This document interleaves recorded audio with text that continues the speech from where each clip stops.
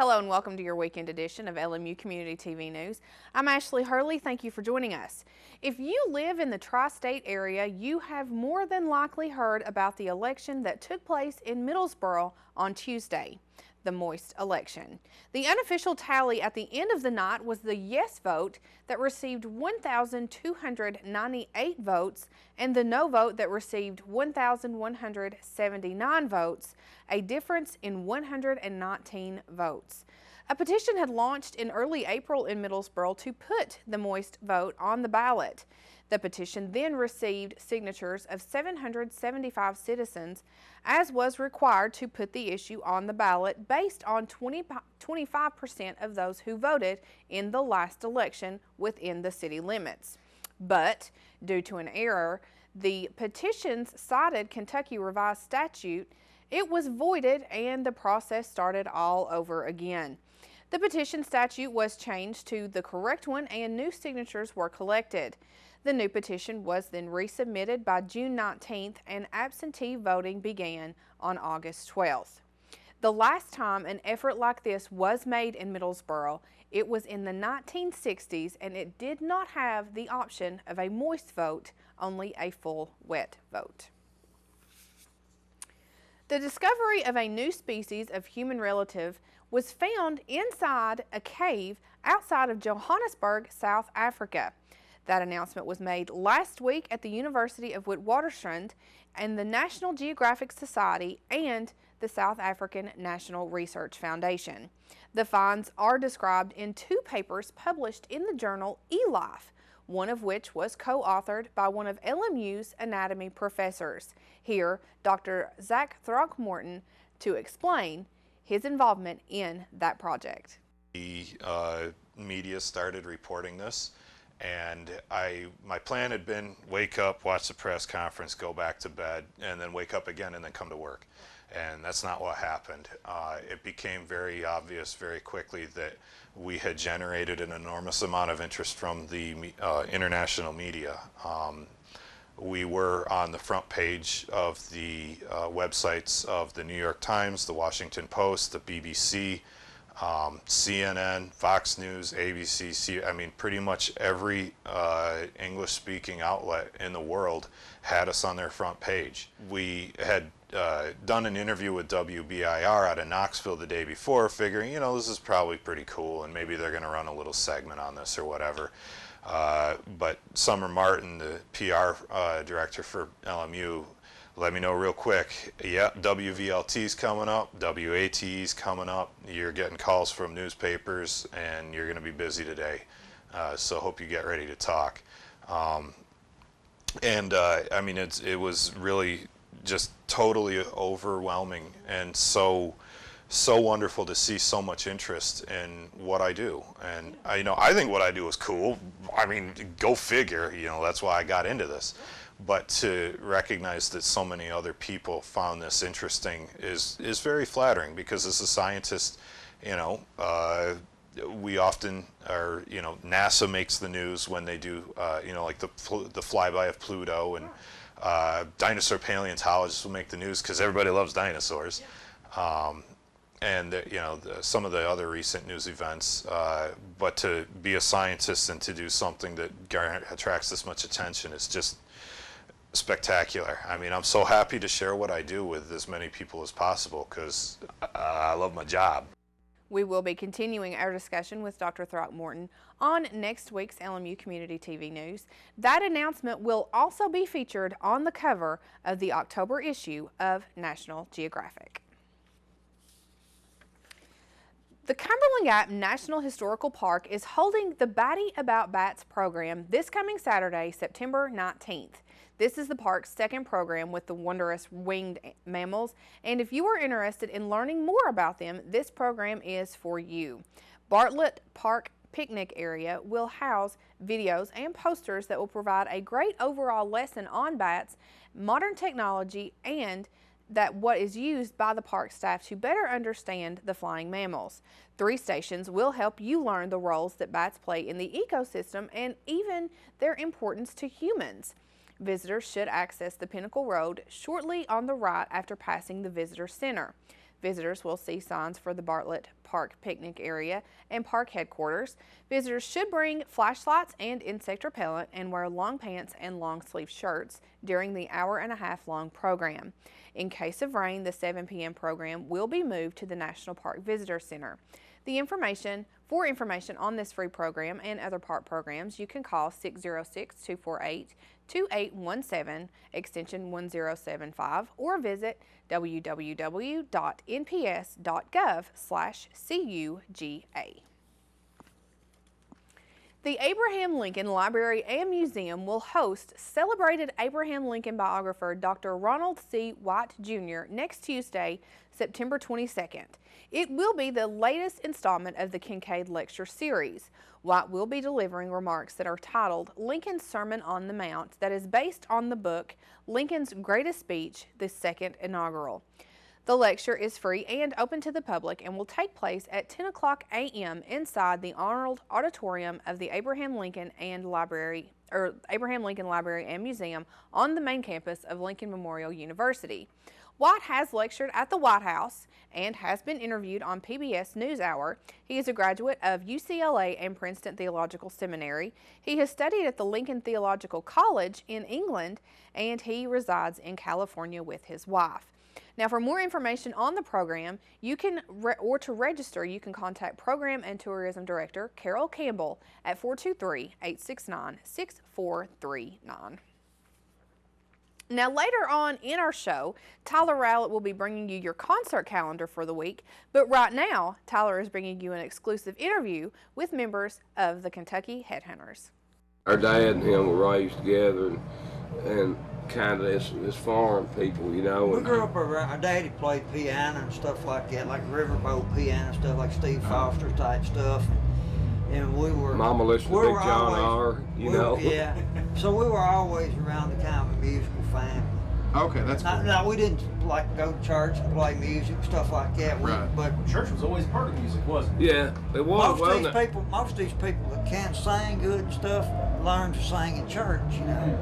But we was tap dancing. We were too into playing our instruments and stuff. But like, yeah, that. And plus, around your environment, there's a lot of music. There's so much music, so much talent that gets pushed to the wayside in school because of sports.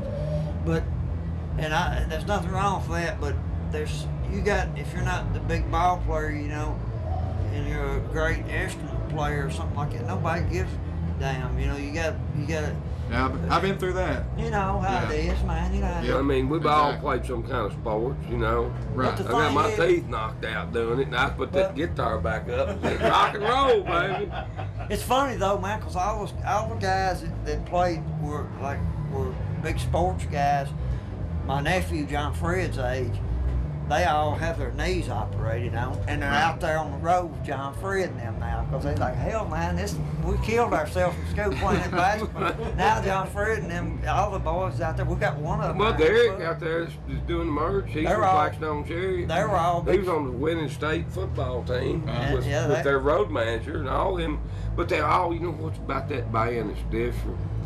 All those guys were driven. They were driven, and that's why they succeed no matter what they do. So they got these kids out there, and not only the Blackstone Cherry Band driven, but their roadies are driven, and their tour manager. They know how to be. Make sure you stay right here later on in the show for Tyler's concert calendar. But right now, Adam Haley is going to get you caught up on where you can catch some good high school football this weekend. Welcome back. Wednesday afternoon, the LMU soccer teams were on the road in Brevard, North Carolina to face the Tornadoes in conference play. Let's start with the ladies, who went in needing a win to give them some confidence going forward, and they got it as freshman Claire Leisure connected on an unassisted goal in the 49th minute to give LMU the 1-0 win. The men's team had a defensive battle with Brevard. The two teams went scoreless for the first 89 minutes, and just when it seemed the two were destined for overtime, Leonardo da Silva found the back of the net on a shot from the left wing with only 36 seconds on the clock, and LMU's men's team went on to win 1-0. Both teams will be at home for the first time this season when they play host to Queens, the Royals. The Lady Rail Splitters will be looking to stay perfect in conference play, while the Rail Splitters will be looking to stay perfect on the season. Both games will be streamed online at LMURailsplitters.com. The LMU volleyball team will be on the road this weekend as they try to bounce back from their loss to LR last weekend. They'll be in Charlotte, North Carolina Friday night, taking on the Queens Royals, and back in action on Saturday in Salisbury, North Carolina, taking on the Catawba Indians. Friday's match will start at 7 p.m. and Saturday's match starts at 2 p.m. And you can keep up to date with both matches, again, at LMURailsplitters.com. Now let's take a look at the upcoming high school football games in the tri-state area. In Kentucky, Bell County will be traveling to Whitley County to face the Colonels. This is the 10th straight year the two have met. The Bobcats have won the last 9 in the series. Middlesboro still looking for their first win of the season as they go on the road to Paris to face the undefeated Greyhounds. In Tennessee, Claiborne will be back at home to face Northview Academy in regional play. Both teams come in at 2-1 on the season, and this is the first year of varsity football for the Cougars. That will be our Old Town Grill Game of the Week on 91.3 FM. Cumberland Gap will be at home to face the Huskies of North Green High School. The Panthers will be trying to snap an 11-game losing streak. Ironically, the last team Cumberland Gap beat was North Green. Campbell County will be on the road to face the Clinton Dragons. The Cougars have won the last 2 against Clinton, but the Dragons have won their last 4 home games. Hancock County will continue to charter unknown waters as they go for win number 4 against Oakdale. Hancock County will be looking to win their first regional game in their last 22 tries. Jellicoe will be looking to bounce back after their first loss last week when they entertained Greenback. Both teams will be looking to avoid picking up their second loss of the season. And finally, in Virginia, the Thomas Walker Pioneers will be at home facing Rye Cove. Both teams will be looking to pick up their first win of the season. Now that's all for sports this weekend, but stay tuned. Joseph Lewis and Tyler Rowlett will be here after the break to let you know what movies are being released this weekend and what concerts are happening around the area when we return to LMU Community TV News.